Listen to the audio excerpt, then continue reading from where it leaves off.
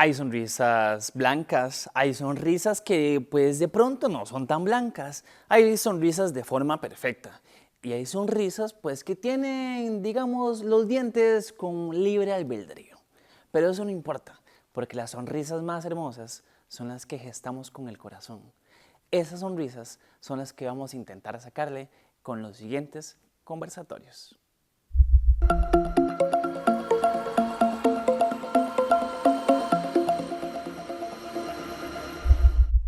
Hola, mi nombre es Adrián Gómez, soy docente e investigador de la Facultad de Odontología de la Universidad de Costa Rica. El día de hoy me encuentro en compañía de dos colegas, el doctor Fabián Murillo, presenta un doctorado en materiales dentales, y el doctor Jorge Soto, quien también tiene un doctorado en materiales dentales y en operatoria dental. El día de hoy nos encontramos para poder conversar un poco sobre el mercurio, en la actualidad un poco en la parte de odontología. Pero sin antes, tenemos que contarle un poco sobre la Facultad de Odontología, la cual en este año, en este año 2022, estamos cumpliendo 80 años de su fundación. En la Facultad de Odontología es una de las áreas de la salud que se encuentra en la Universidad de Costa Rica. Contamos con varias especialidades como odontopediatría y prostodoncia dentro de las áreas de la odontología, y un área bastante social de trabajo propiamente que se enfoca en las comunidades. La odontología ha variado mucho en los últimos años, y principalmente en la parte de materiales dentales. Se siguen desarrollando tratamientos de encías, tratamientos de nervio, tratamientos de diferentes áreas, pero en la operatoria dental, en las calzas, en el tratamiento propiamente de la parte dental, han habido cambios importantes. Han habido muchos mitos con respecto al producto, por ejemplo, la amalgama, la cual contiene entre sus componentes la parte del mercurio. Yo quisiera preguntarle al doctor Fabián Murillo un poco que nos explique qué es la amalgama dental. Claro, muchas gracias, doctor Gómez, por la oportunidad. La amalgama dental es un material a base de metales, de una aleación metálica. Se compone de un polvo, que es la parte metálica, que no es mercurio, ¿verdad? Porque estamos hablando del mercurio, y la parte líquida es el mercurio, que es el único metal que está líquido a temperatura ambiente. Entonces, es como hacer una mezcla entre un líquido y un polvo, ¿verdad? Entonces, a la hora de hacer esa mezcla, el material se convierte en un gel, y este gel va a endurecerse poco a poco para que tome propiedades de dureza alta, ¿verdad? Que es lo que conocemos como un material duro, fuerte, como ya un metal. Pero al inicio vienen estas dos partes, polvo y líquido, ¿verdad? Y las aleaciones del polvo de metal puede contener plata, puede contener zinc, puede contener cobre, principalmente. Entonces, a la hora de mezclarse con el mercurio, se convierte en una masa que permanece suave por un periodo corto de tiempo y luego se empieza a endurecer. Entonces, al adquirir estas propiedades, rellena, digamos, espacios en el tejido dental que antes hubo un proceso de caries. Entonces se considera un material restaurador. Un material restaurador, nosotros en odontología le llamamos a aquel material que va a reparar un defecto en el tejido dental. Entonces, si hubo un proceso de caries, el tejido dental sufrió, fue afectado, hubo que removerlo para eliminar algún foco infeccioso o algo por el estilo, hay que reponer ese espacio perdido con un material artificial. Y en este caso la amalgama ha sido un material utilizado hace muchísimos años con un éxito muy grande, debido a que tiene varias ventajas. Es un material muy resistente a las condiciones de humedad que tiene el medio oral, que recordemos que está la saliva. Nosotros ingerimos líquidos de diferente índole, ácidos, no tan ácidos, fríos, calientes. Entonces este material, cuando adquiere sus propiedades, se convierte muy resistente a ello. También entonces es bastante duro para resistir las fuerzas de masticación cada vez que nosotros comemos. Y una ventaja muy importante, sobre todo en los países de América Latina, es que es un material relativamente de bajo costo, bastante bajo costo. Entonces, producirlo para utilizarlo en odontología ha sido bastante económico. Entonces, por eso es que ha tenido un gran uso en varias áreas de la odontología, sobre todo a nivel social. Sin embargo, por muchos años fue el único material que hubo. Entonces, mucha gente todavía posee restauraciones hechas en este material porque era el único o el mejor que había en esos momentos. Ya ahora, como usted bien lo dijo, ha evolucionado mucho la industria de los materiales y tenemos más opciones, sobre todo más estéticas. Esa es una de las desventajas por las cuales a la gente no le gusta tanto este material, porque es color metálico. Entonces no asemeja el color del diente y por eso entonces se ha dejado de usar en esa parte, ¿verdad? En la parte estética, obviamente hay materiales que son mucho más competitivos actualmente. Entonces, básicamente eso es la amalgama, una mezcla de un polvo de metal con mercurio líquido, se hace una masa dura y entonces al endurecerse se forma un material restaurador que repara un defecto en alguna pieza dental. Claro, Ahí, bueno, claro, perdona, doctor. No, no. ahí yo creo que lo que está diciendo Fabián realmente es importante tomar en cuenta que la justificativa hoy en día para usar amalgama es estrictamente financiera. Él mencionó muy bien, existen una serie de materiales más estéticos y no solo más estéticos, sino también más conservadores. La amalgama, dentro de sus limitaciones, está muy presente el hecho de que ella no se llega a adherir al diente, sino que requiere que hagamos como un huacal en aquel diente, de manera que la amalgama quede trabada dentro. Ella no se va a pegar con el diente. Los materiales actuales sí, de hecho por eso se llaman restauraciones adhesivas. Aplicamos productos químicos, poliméricos que van a entrelazarse en la estructura del diente y permitir que se adhieran, requiriendo un desgaste mucho menor. Sin embargo, a nivel social, seguro social, la universidad propiamente con los campos de trabajo, etcétera, hay una serie de limitaciones y son limitaciones tanto operativas como del tiempo disponible para atender al paciente, como de la cantidad de instrumentos y equipos necesarios para hacer una amalgama. Entonces, si nosotros dijéramos, no, pero si no es el mejor material, cambiémoslo, una decisión radical, pues no es algo así tan fácil. Requiere una inversión financiera y, por ejemplo, a nivel del seguro social, al menos en Costa Rica, los odontólogos generales disponen de 15 minutos por paciente. En 15 minutos por paciente, si estás haciendo una restauración adhesiva, te dio tiempo tal vez de poner la capa de adhesivo y no has empezado a reconstruir propiamente la estructura dental perdida. Mientras con la amalgama te dio tiempo de quitar la caries, crear la forma que necesitas para que el material se retenga, restaurar y despedir al paciente y listo. Entonces, esa serie de limitaciones, y como muy atinadamente mencionó Fabián, hacen que sea en América Latina, y no solo en América Latina, digamos, en países con un desarrollo no necesariamente del primer mundo, hacen que aún sea inviable eliminarlo de raíz. Sí, hay un detalle importante. Ya hemos hablado que para la población tenemos lo que es la calza blanca y lo que es la calza gris, que en este caso sería la amalgama. Hay un detalle importante que a nivel de la consulta privada, a nivel mundial, la amalgama ha sido erradicando de su uso propiamente para la parte privada, pero en la parte pública, como lo decíamos, se sigue siendo un material muy utilizado. Pero tenemos una desventaja con el convenio de Minamata, que pues realmente entra el proceso de solicitarle a los países pues que este material se deje de utilizar desde el año 2006, que empezamos con toda la parte del convenio, ¿verdad? Que hasta la fecha no, como hemos visto, no se ha podido lograr a nivel mundial porque seguimos teniendo un material que es muy utilizado, que es muy compatible con casos bastante complejos y que al mismo tiempo su valor es un costo mucho menor que el material que requiere mucho mejores condiciones. Aquí es importante aclarar también que para poner una amalgama como tal dentro de una restauración, pues se requiere muy poco, ¿verdad? Yo puedo usarlo inclusive con un aislamiento en la boca muy relativo, ¿verdad? Pero para poner un sistema adhesivo, o sea, una calza blanca, requiere utilizar más componentes, ¿verdad? Aislando el diente por todos los productos que se van a requerir y eso hace que también su proceso sea mucho más costoso. Pero la pregunta es, entrando un poco a esta dinámica de que sabemos que la amalgama va a ser un material que ya no es por el mito que tenemos de que es un material que es perjudicial para la salud, que ahora podemos hablar un poco sobre esto, sino más bien que es un material que no se va a poder conseguir. ¿Qué opinión damos con respecto a su uso a nivel público, verdad? Donde requerimos un material de bajo costo y que al mismo tiempo tengamos una durabilidad como lo tiene la amalgama.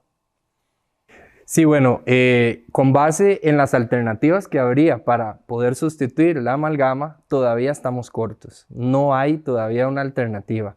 La industria de los materiales dentales ha hecho algunos intentos, sin embargo, casi todos van a redundar dentro del tipo de material que tenemos con las calzas blancas, que son los polímeros. Los polímeros son plásticos, ¿verdad? Entonces, como bien lo dijiste, para poder poner un material de este tipo requiere más pasos, requiere más costo para el paciente, para el odontólogo y más tiempo. Entonces, y también pasos más delicados, es mucho más sensible a la técnica, ¿verdad? Un plástico de estos que usamos no se puede moldear a la forma del diente si está duro. Entonces, primero viene en un estado suave. Para que él se endurezca y ya alcance una propiedad que pueda permanecer en boca bastante tiempo, tenemos que hacer varios procesos, que esos son procesos delicados. Entonces, por ejemplo, la humedad de la boca les afecta. Si hay humedad dentro o cerca de ese material plástico, ese material no se va a endurecer. Entonces, eso va a generar, obviamente, que estas alternativas no sean fáciles de conseguir.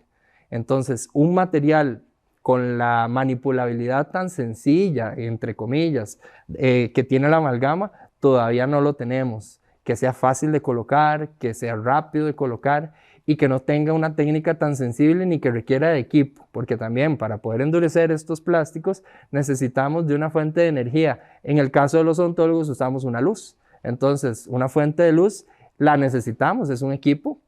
Ahora ya no son tan costosos como antes, pero sí, es un equipo que necesitamos tener a la par. Entonces, ahí va reduciendo las posibilidades de algunos sectores. Entonces, en cuanto a la caja, como bien lo dijo Jorge, el tiempo tan corto que hay para atención, se va a hacer difícil colocar un material de este tipo. Se ha tratado de mezclar, de hacer híbridos, y decir, bueno, vamos a tratar de mantener un polvo que no sea plástico, sino que sea a base de óxidos metálicos, para parecerse un poquito a la amalgama, y por otro lado lo amarramos con un plástico, pero entonces ya vuelve a ser este tipo de material polimérico.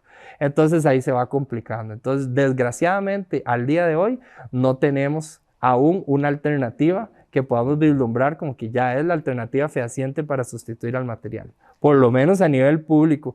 Y privado, pues sí, porque ya, como bien lo dijiste, ya la estética, ¿verdad?, ha desplazado bastante la amalgama. Entonces, pero a nivel público sí se complica tener una alternativa. Además, otra de las complicaciones que tal vez yo considero que puede ser más severas es la longevidad que te ofrece la amalgama.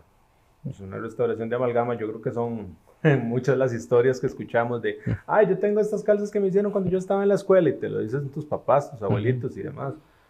Un plástico, como bien menciona, es más sensible a la humedad, y la boca, pues no hay manera de que no sea un medio 100% húmedo. Tenemos saliva, consumimos alimentos, tenemos ataques ácidos por la presencia de bacterias, demás.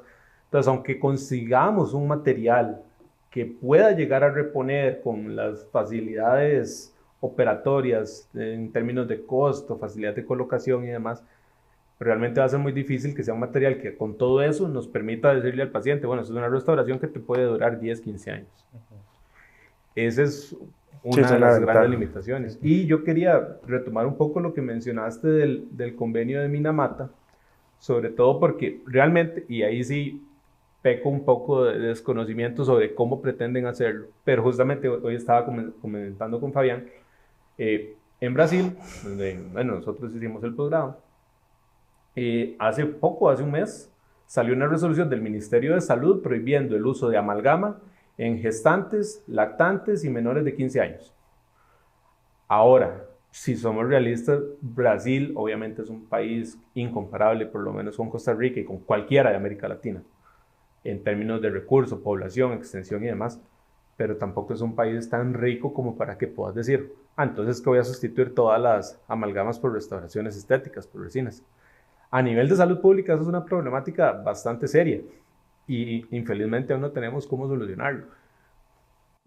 Y es que también yo creo que aquí lo importante es entender un poco los motivos el motivo por el cual se están haciendo esos cambios. Uno de los mitos principales es que la amalgama ocasiona un daño por el uso del mercurio, principalmente, a pesar de que vemos que tiene otras aleaciones de por medio, pero que afecta a nivel sistémico el uso de amalgama y que tengamos amalgamas en nuestras bocas.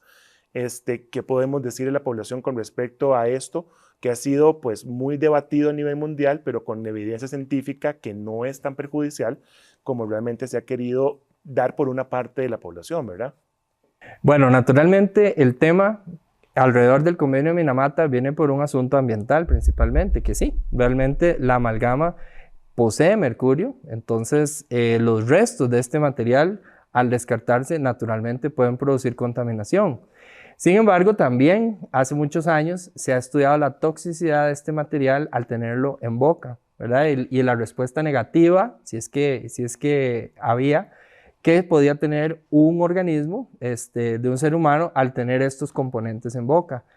La gran mayoría de los estudios ha determinado que la cantidad de mercurio es muy poca. Como recordamos al inicio, comentamos que se forma este material a base de un polvo y el líquido es el mercurio. Entonces, la parte de mercurio es poca realmente. La mayoría es la parte de la aleación. Entonces, el mercurio es como para mojar básicamente las partículas y generar esa masa moldeable al inicio y que después se endurece. Entonces, el contenido de mercurio es muy bajo, en realidad, en las amalgamas dentales, como para producir ya una intoxicación sistémica en un ser humano, ¿verdad? Entonces, esto sí ha sido un mito. Por supuesto que hay ahora un montón de teorías holísticas y demás que tratan de eliminar todos los metales, ¿verdad? Y algunos elementos químicos, metálicos y no metálicos también. Incluso tenemos el tema del flúor, ¿verdad? Que hay mucha gente que ya dice, no, el flúor es toxiquísimo, es dañino, hay que eliminarlo por completo.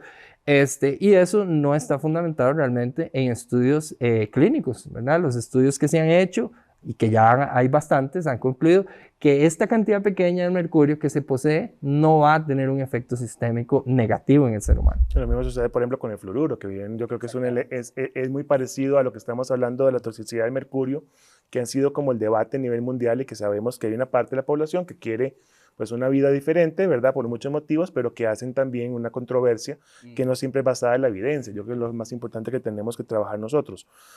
Uno de los detalles más importantes también que tenemos es lo que hablamos, ¿verdad? Que cuando nos obligan las autoridades, muchas veces sin saber exactamente las consecuencias, tenemos la problemática de que no tenemos alternativas tan fáciles de entrar, ¿verdad? Sabemos que a nivel de la Caja del Seguro Social el uso de la amalgama es el elemento principal, a pesar que pueden hacer otro tipo de restauraciones, pero sí la amalgama es un material que es muy utilizado y nosotros mismos dentro de la Facultad de Odontología, cuando trabajamos más que todo a nivel de campos de trabajo que nos tocan ir a zonas muy alejadas, zonas indígenas, etcétera, tenemos que realizar muchas veces el uso de este material por las condiciones en las que nos encontramos para trabajar con esta población.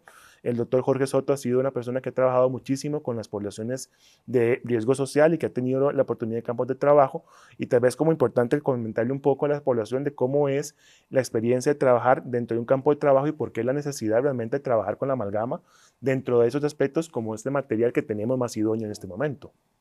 Sí, bueno, efectivamente el mercurio se vuelve, bueno, el mercurio no, la amalgama se vuelve, digamos, un mal necesario. ¿Y por qué digo un mal necesario? Porque lo ideal sería, yo creo que la forma más fácil de erradicarlo sería simplemente que no lo necesitemos. Si nuestra inversión estuviera un poco más hacia promoción de la salud, prevención de la enfermedad, e incluso reconozco que también es muy necesario reeducar al odontólogo para saber cuándo realmente se requiere una intervención invasiva a la hora de remover una caries que posiblemente se podría tratar de una manera conservadora, remineralización y demás, iríamos reduciendo considerablemente la necesidad de colocar amalgamas. En campos de trabajo, cuando trabajamos en zona indígena, en zona rural, zonas muy aisladas, el principal problema era que ni siquiera se llegaba a la información de promoción de la salud y prevención de las enfermedades. Entonces, era muy interesante porque eso ya es más anecdótico. En este momento no les puedo dar una evidencia porque no lo tenemos documentado de una manera estadística. Pero, por ejemplo, nosotros veíamos poblaciones que más o menos hasta los 30 y 35 años de edad no tenían caries. De 35 años para abajo ya empezaron a tener caries los niños, los adolescentes y demás. Y más o menos eso coincidía en el momento que pusieron un mini super. Entonces ya empezó a haber confites, ya empezó a haber popes, ya empezó a haber chicles, chirulitos, papas tostadas, etcétera, cualquier tipo de snacks. Entonces ahí entra el rol del azúcar. Si no prevenimos, no damos una educación nutricional, una información sobre cómo hacer higiene oral adecuada después del consumo de azúcares y demás para prevenir el desarrollo de la caries, aumenta la enfermedad. Entonces aumenta nuestra dependencia del material que vamos a utilizar para restaurar aquella lesión. Tal vez sea una solución muy romántica o una forma muy romántica de verlo, pero creo que lo más, o el futuro que tenemos para lograr erradicar nuestra necesidad y dependencia de un material sería invertir en promoción de la salud. Eso es definitivo. Yo creo que la discusión da para más. Yo creo que podríamos aquí sentarnos un montón de tiempo más para discutir sobre el tema, pero creo que realmente es importante entender que a nivel de la odontología el uso de la amalgama ha sido sumamente necesario. Fue uno de los primeros materiales de uso realmente para las restauraciones dentales y que realmente es un material que en este momento, según la evidencia científica, es muy difícil de sustituirlo a este momento. Por eso es que todavía sigue siendo un material de uso a nivel mundial. Y que realmente, a pesar de que tenemos directrices del gobierno, directrices de parte de instituciones, hay que pensar también en la población y en la necesidad propiamente de ellas.